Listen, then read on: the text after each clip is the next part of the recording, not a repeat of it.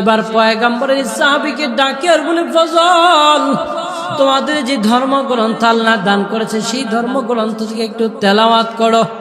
পয়গম্বরের সাহাবী তেলাওয়াত শুরু করলেন। পয়গম্বরের সাহাবী তেলাওয়াত করতেছেন, কিন্তু বাদশা নাজ্জাশীর ভিতরে কুফরিয়াতগুলো জ্বলে পড়ে সারকার হয়ে যায়। কারণ আল্লাহ তাআলা বলেছেন, ওয়াইযা তুলিয়াত আলাইহিম আয়াতুহু যাদাতুহুম ঈমানা। মানুষের ভিতরের ঈমান বৃদ্ধি পায়, কুফরিয়াতগুলো জ্বলে পড়ে ছারকার হয়ে যায়। পয়গম্বরের সাহাবীর তেলাওয়াত শুনে আর বাদশা নাজ্জাশী চোখের পানি ফেলে ফেলে বুক ভাসায়। হঠাৎ করে পয়গম্বরের সাহাবী তেলাওয়াত বন্ধ করে বাদশা নাজ্জাশীটা কি আর বলে, ও মুসলমান যুবক, তেলাওয়াত বন্ধ করিও না, তেলাওয়াত বন্ধ করিও না। কারণ এটা দুনিয়ার কোনো মাখলুকের কথা হতে পারে না, দুনিয়ার কোনো মাখলুকের মন্ত্র হতে পারে না। অতএব তুমি তেলাওয়াত চালাও, তেলাওয়াত চালাও, তেলাওয়াত চালায়া দাও। পয়গম্বরের এই সাহাবীর তেলাওয়াত শুনিয়া বাদশা নাজ্জাশী পরবর্তীতে মুসলমান হয়ে গেলেন। কিন্তু ওই যে মক্কা থেকে কাফেরদের রাষ্ট্রদূত গেলেন, তাদেরকে ফেরত পাঠিয়ে দিলেন, মাথা গরম, সেই জায়গার মধ্যে গিয়ে কাজ করতে পারলেন না। এবার মক্কা এসে পরামর্শের মধ্যে বসলেন, কি করা যায়, কি করা যায়। বাদশা নাজ্জাশী তো ফেরত দিল না। এবার তারা মিটিংয়ের মধ্যে বসে গেলেন। মিটিংয়ের মধ্যে সিদ্ধান্ত, কিভাবে বাধা দেওয়া যায়। মুসলমানদেরকে তো আটকানো যাইতেছে না। বলে মুসলমানদের আটকানো যাবে না, এবার তো আবার মুহাম্মদের সুবর্ণ সুযোগ।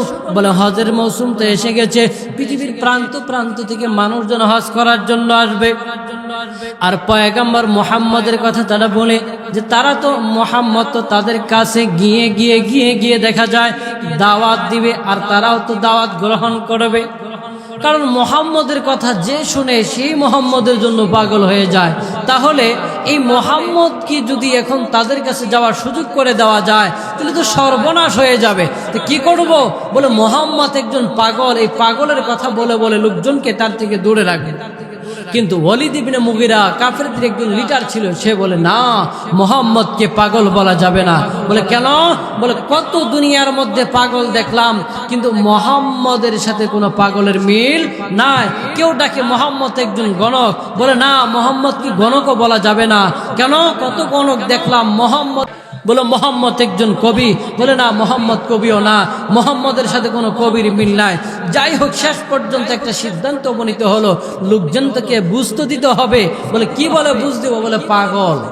পাগল বলে তোমরা লোকদের কি বুঝাইবা, যাতে লোকজন তার কাছে না যায়। এবার তারা সিদ্ধান্তে যেই কথা সেই কাজ। মক্কার অলিতে গলিতে দাঁড়িয়ে দাঁড়িয়ে দাঁড়িয়ে দাঁড়িয়ে তারা তাদের কাজ করতে থাকলেন। বিভিন্ন প্রান্ত থেকে লোকজন হজের জন্য আসে, তাদের কানের কাছে গিয়ে গিয়ে বলে, খবরদার, মুহাম্মদ নামের একজন পাগল আছে, তার কাছে যাবা না। বলে কোন মুহাম্মদ?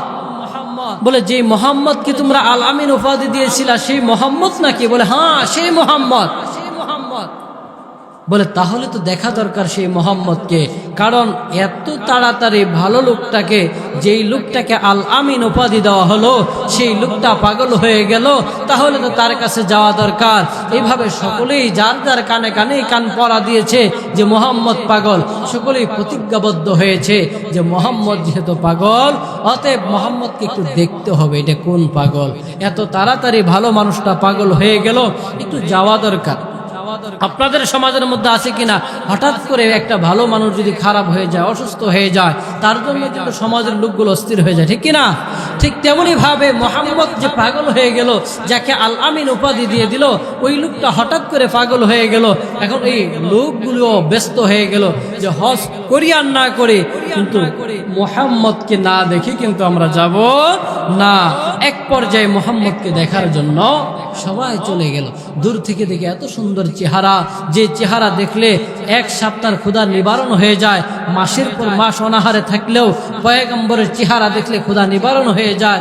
বলে এই লোকটা তো পাগল হতে পারে না। আরেকটু কাছে যায়, গিয়ে দেখি গুনগুন করে কি যেন পড়ে। কিছুক্ষণ মনোযোগ দিয়ে শোনার পরে দেখে এইটা তো এমন একটি কিতাব, এমন কিছু কথা, এমন একটি গ্রন্থ পড়তেছে যেটা দুনিয়ার কোনো মানুষের না। ওই হাজিগুলিও তাৎক্ষণিকভাবে পয়গম্বরের কাছে কালেমা পড়ে মুসলমান হয়ে গেলেন। সুবহানাল্লাহ। সব জায়গার মধ্যে যখন চক্রান্ত ব্যর্থ, এবার তাদের চিন্তা পড়ে গেলেন, কি করা যায়, কি করা যায়। মোহাম্মদ তো দেখা যায় লোকগুলোরে পাগল বানাই ফেলতেছে। মোহাম্মদ মন্ত্র পড়ে বিভিন্ন ভাবে তারা এখন অস্থির হয়ে গেল। কি করবে মোহাম্মদ থেকে লোকগুলো কিভাবে ফিরিয়ে রাখবে? পয়গম্বরের সাহাবা একরাম তারা অস্থির। মক্কার মধ্যে তো আর বসবাস করা যায় না। পয়গম্বর দোয়ার মধ্যে বসে গেলেন, ও আল্লাহ, তুমি হয়তো আবু লাহাব, হয়তো উমরকে আমাদের ইসলামের ছায়াতলে আশ্রয় দিয়ে ইসলামের পতাকাকে শক্তিশালী করে দাও। পয়গম্বর দোয়া করতেছেন, এই দিক দিয়ে কাফেররাও কিন্তু মিটিং এর মধ্যে বসে আছেন, পরামর্শশালায় বসে আছেন। কি করা যায়? এক পর্যায়ে বলে আর কাউকে বুঝাবুঝি হবে না, কোনোভাবেই মানুষকে বোঝানো হবে না। এবার একটাই টার্গেট, মুহাম্মদকে হত্যা করতে হবে। বলে কিভাবে হত্যা করব? বলে মুহাম্মদের কল্লা জানতে পারবে তাকে 100 দিনার দেওয়া হবে, 100 দিরহাম দেওয়া হবে, 100 উট দেওয়া হবে। কিন্তু কেউ দাঁড়ায় না মুহাম্মদের মাথা আনার জন্য। পয়গম্বরের মাথা কে আনবে? কেউ দাঁড়ায় না। হঠাৎ করে একজন যুবক দাঁড়িয়ে গেল, আবু জেহেল, উতবা, শাইবা, তোমরা যদি আমার এই অর্থের নিশ্চয়তা দিতে পারো, 100 উট, 100 দুম্বা, 100 দিনার, তাহলে আমি আছি মুহাম্মদের কল্যাণ আনবো। সেই যুবকটার নাম হলো উমর। এই উমর এবার খোলা তরবারি নিয়ে দৌড়ায়, মুহাম্মদের মাথা আনার জন্য যায়। পথিমধ্যে একজন পথিক দাঁড়ায়, ডাকে আর বলে, উমর, কোথায় দৌড়াও, কোথায় যাইতেছো তুমি? উমর ডাকে আর বলে, মুহাম্মদের মাথা আনার জন্য। পথিক ডাকে আর বলে, উমর, মুহাম্মদের মাথা আনতে কেন যাও? মুহাম্মদ কি এমন অপরাধ করেছে? ওমর ডাকে আর বলে, ও পথিক ভাই, মুহাম্মদ কোনো অপরাধ করে নাই। মুহাম্মদের অপরাধ একটাই, মুহাম্মদ আমাদের ধর্মের বিরুদ্ধে বলে, মুহাম্মদ আমাদের বাপ দাদাদের বিরুদ্ধে বলে, মুহাম্মদ আমাদের উপাস্যদের বিরুদ্ধে বলে, এটাই তার অপরাধ। এবার পথিক ডাকে আর বলে, উমর,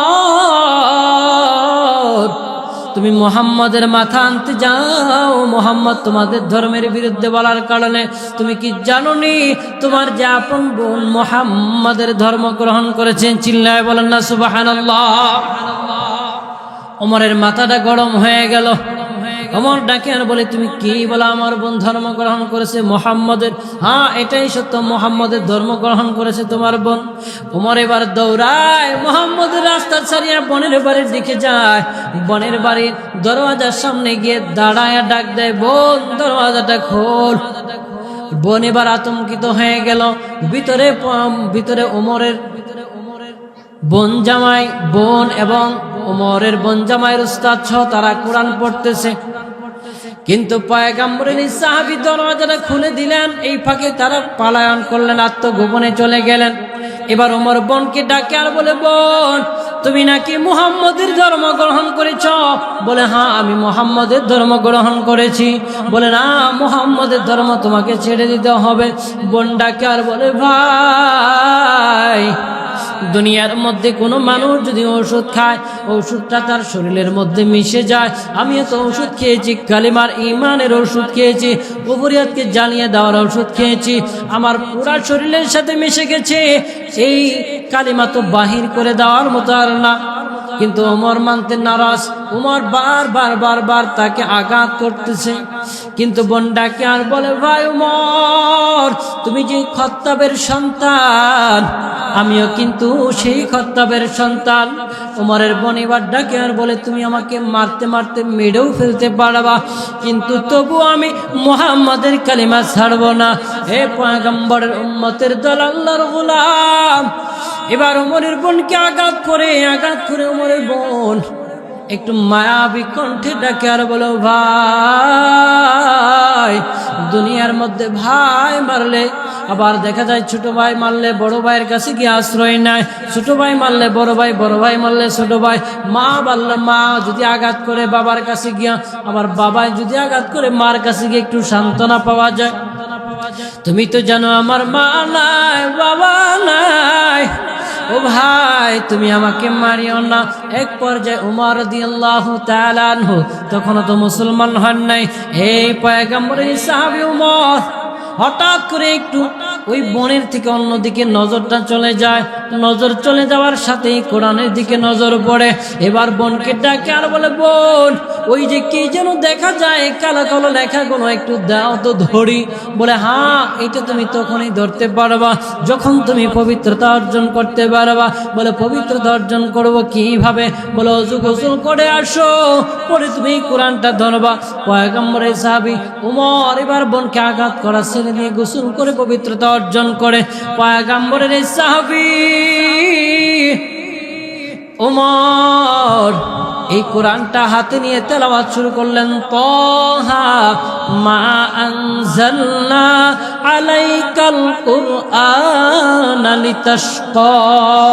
পয়গম্বরের সাহাবী উমরের ভিতরে কুফরিয়াতগুলো জ্বলে বলে ছারখার হয়ে গেল, ভিতরে ঈমানের নূর জ্বলতে শুরু করলো। এবার উমর ডাকে আর বলে, বোন এইটা তো দুনিয়ার কোনো মানুষের কিতাব না, দুনিয়ার কোনো মানুষের বানানো কোনো কথা না। বুঝতে পেরেছি দুনিয়ার মাখলুককে সৃষ্টি করেছেন যিনি, দুনিয়াকে সৃষ্টি করেছেন যিনি, তিনারে তো এই কথাটা নিয়ে চলো। আগে কেন বলো নাই? এত সুন্দর কথা তো দুনিয়ার কারো হতে পারে না। মোহাম্মদকে আমরা পাগল বলেছি, মোহাম্মদ তো পাগল না। এবার আল্লাহর বান্দা মোহাম্মদের কাছে দৌড়ায়, পয়গম্বরের কাছে গিয়ে ডাকে আর বলে, পয়গম্বর আমরা তো এসেছিলাম আপনার কল্যাণ নেওয়ার জন্য, কিন্তু এই যে তরবারি না, আমি তরবারি দিলাম, আমার কল্যাণ আপনি নেন। কিন্তু কথা হচ্ছে পয়গম্বর আমার মাথা নেওয়ার আগে আমাকে কালিমা পড়ায়া মুসলমান বানায়া দেয়। এই কোরআনের তেলাওয়াত শুনে শুনে বিভিন্ন সময় কাফেররা মুসলমান হয়েছে, এখনো হইতেছে, কিয়ামত পর্যন্ত হবে। এরে আল্লাহর গোলাম পয়গম্বরের উম্মতের দল, বলেন তো দেখি এই কোরআনের তেলাওয়াত আপনার আমার করার প্রয়োজন আছে না নাই? আপনার আমার সন্তানের করার প্রয়োজন আছে না নাই? বাড়িতে মহিলা মা বোনদের প্রয়োজন নাই নাকি আছে? এই জন্য এই কোরআন ঘরে ঘরে থাকবে কার কার?